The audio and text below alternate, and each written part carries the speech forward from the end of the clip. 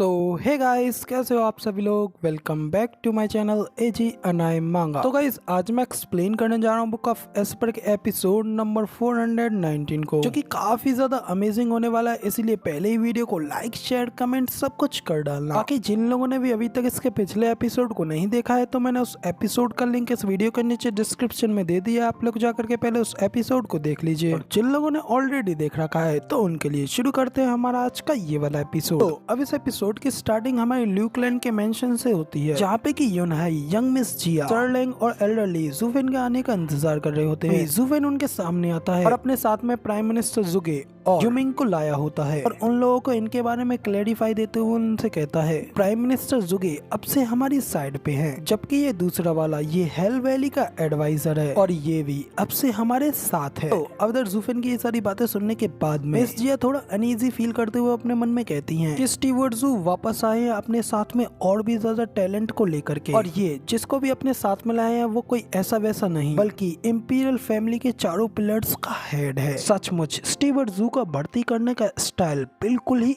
Invincible है। इधर दूसरी ओर सर्लिंग उन लोगों को देख अपने मन में कहते हैं कि ओह, लगता है कि मेरा प्रमोशन हो रहा है। तो अब इधर सर्लिंग इतना सोच ही रहे होते हैं कि तभी जूफेन उनसे कहता है कि सर्लिंग मेरे साथ आओ। इतना कहकर के जूफेन सर्लिंग प्राइम मिनिस्टर जूजी यूमिंग को अपने साथ मीटिंग करने के लिए एक रूम में ले जाता है, जहाँ पे कि चारों लोग मीटिंग करने के लिए अपनी अपनी सीट पर बैठ गए होते हैं। तभी जूफेन उन सभी लोगों से कहता है कि यहाँ पे अब हम सभी लोग स्मार्ट लोग हैं और अब तक आप लोग मेरे इरादे जान चुके होंगे। तो हाँ, आप तीनों ही लोग यहाँ पे हमारी ल्यूकलैंड में यहाँ की सारी देखभाल करके चेक और बैलेंस को स्थापित करेंगे। तो अब इतना कहने के बाद फिर जूफेन वहाँ पे उन सभी लोगों को हंसते हुए कांग्रेचुलेशन देता है। तभी सर्लिंग जूफेन से कहते हैं कि स्टीवर्ट जू, आप कई सालों से ल्यूकलैंड को अकेले ही रूल्ड करते आ रहे हैं और जब से मुझे आपके यहाँ से जाने के बारे में पता चला तो मुझे लगा कि अब आखिरकार मेरे चमकने का समय आ गया है। मैं अब अपनी ट्रू स्किल्स को यहाँ पर दिखा पाऊंगा। मगर लेकिन आपने तो मुझे रोकने के लिए दो और लोगों की यहाँ पे प्लानिंग बना ली। अब इधर सर्लिंग की ये बात सुनने के बाद में प्राइम मिनिस्टर जूजी भी हंसते हुए कहते हैं कि पावर्स को बैलेंस करना ही लीडर की क्वालिटी होती है, स्पेशली तौर पर अब जब ऑफिशियल्स अपने लॉर्ड से भी ज्यादा स्ट्रॉन्गर हो जाते हैं। तो स्टीवर्ट जू के द्वारा उन ऑफिशियल्स को रोके रखने के लिए ब्लड वॉर्म्स का इस्तेमाल किए बिना लुओ भाई बहनों का उन्हीं ऑफिशियल्स के हाथों शिकार बन जाना स्टीवर्ट जू के जाने के बाद बहुत ही ज्यादा आसान हो जाता। तो इसीलिए स्टीवर्ट जू के किए गए सभी एक्शंस बिल्कुल सही हैं। अब इधर प्राइम मिनिस्टर की बात खत्म हो जाने के बाद फिर जूफेन भी कहता है आप सभी लोग काफी ज्यादा महत्वाकांक्षी और कैपेबल लोग हैं और मैंने आप लोगों को होल्ड बैक सिर्फ सेफ्टी रीजंस की वजह से ही किया है, लेकिन मैं आप सभी लोगों के टैलेंट्स के रास्ते में कभी खड़ा नहीं होऊंगा, बल्कि मैं तो इससे आपकी पूरी क्षमता को और भी ज्यादा उजागर करने में आपकी मदद करूंगा और तब तक तुम लोग बहुत ही ज्यादा बिजी हो जाओगे, इतने ज्यादा बिजी कि तुम लोगों के पास में एक दूसरे के साथ में ट्रिक्स को खेलने का भी समय नहीं बचेगा। इतना कहकर के जूफेन अपने पास से 3 जेट स्लिप्स को बाहर निकालता है और उन जेट स्लिप्स को टेबल के ऊपर रखते हुए उन लोगों से कहता है कि ये मेरी प्लानिंग्स का अगला फेज है, जिसमें कि तुम सभी लोगों के आगे के काम भी मौजूद है। इतना कहकर के जूफेन उन लोगों से उन जेट स्लिप्स को उठाने के लिए कहता है। इसके बाद वो तीनों लोग भी उन जेट स्लिप्स को उठा लेते हैं और फिर उन लोगों के जेट स्लिप को उठा लेने के बाद जूफेन आगे उन लोगों से कहता है कि सर्लिंग ने कुछ नोटिस किया, मगर लेकिन ये हमारी फाइनल पॉलिसी है और वो है लुओ अलायंस। तो अब जूफेन की ये बात सुनने के बाद कि जूफेन लुओ अलायंस पॉलिसी को ला रहा है, ये सुनकर के तीनों लोग काफी ज्यादा हैरान हो गए होते हैं और कहते हैं कि क्या लुओ अलायंस। तो जूफेन भी कहता है कि हाँ, बिल्कुल सही, द लुओ अलायंस इन जमीनों के लिए 7 नोबल हाउसेस में पावर्स के लिए प्रतिस्पर्धा हुई, लेकिन अगर उन्होंने इसे समझ भी लिया तो वो लोग सिर्फ केवल टियानियो में ही सीमित रहेंगे, जबकि हम लोग यहाँ पे टियानियो की शैडो हैं और एम्पर के बंधनों से बिल्कुल फ्री हैं और प्रसिद्ध क्लैनों को अपने कब्जे में लेने के लिए हम लोग इस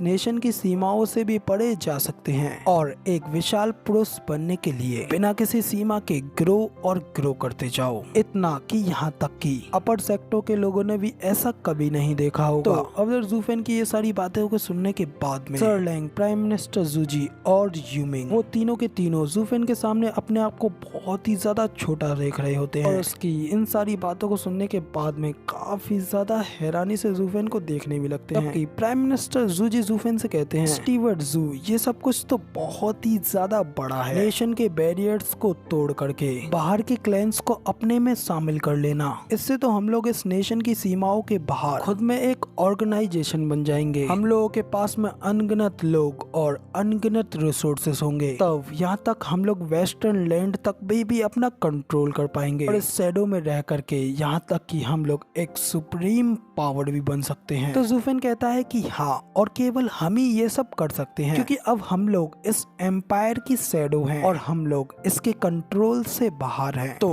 बाकी के क्लैंस को लालच दे करके वो फिर हमें काटने के लिए वापस नहीं आएंगे और इससे बाकी के एम्पायर्स को इस बात की भनक तक नहीं लगेगी। इसी तरीके से हम बढ़ते जाएंगे और इतने बड़े हो जाएंगे कि फिर कोई भी नेशन हमें रोक नहीं पाएगा। फिर अब बताओ कि इस केस में तुम तीनों दिग्गज कंट्रोलर्स का दिमाग क्या कुछ इन छोटी मोटी योजनाओं के ऊपर होगा जिनकी कि तुम अब बात कर रहे हो? तो अब इधर जूफेन की ये सारी प्लानिंग्स को सुनने के बाद में प्राइम मिनिस्टर जू जी तो काफी ज्यादा खुश हो जाते हैं और खड़े होते हुए जूफेन से कहते हैं कि स्टीवर्ट जू सचमुच बहुत ही ज्यादा अमेजिंग है। वो केवल अपने एम्बिशंस के माध्यम से ही ये सब करने में कामयाब जरूर हो सकते हैं। अब मुझे समझ में आया कि आपने उस समय मुझसे जो भी कुछ कहा था। इतना कहकर के प्राइम मिनिस्टर जूफेन की उस बात को याद करने लगते हैं जब जूफेन प्राइम मिनिस्टर जुगे से पहली बार मिला था और जूफेन ने उन्हें बताया था कि उसके एम्बिशंस प्राइम मिनिस्टर जुगे से कहीं गुना ज्यादा बड़े हैं। इन सारी बातों को याद करके प्राइम मिनिस्टर जुगे जूफेन से और भी ज्यादा इम्प्रेस हो गए होते हैं। जबकि दूसरी ओर सर्लिंग कहते हैं कि इतने ज्यादा महान काम को पूरा करने में मेरे स्किल्स, मेरे कौशल इन सब चीजों के लिए काफी ज्यादा कम है और बिना किसी झिझक के मैं अपनी इस बात को स्वीकार भी करता हूँ। तो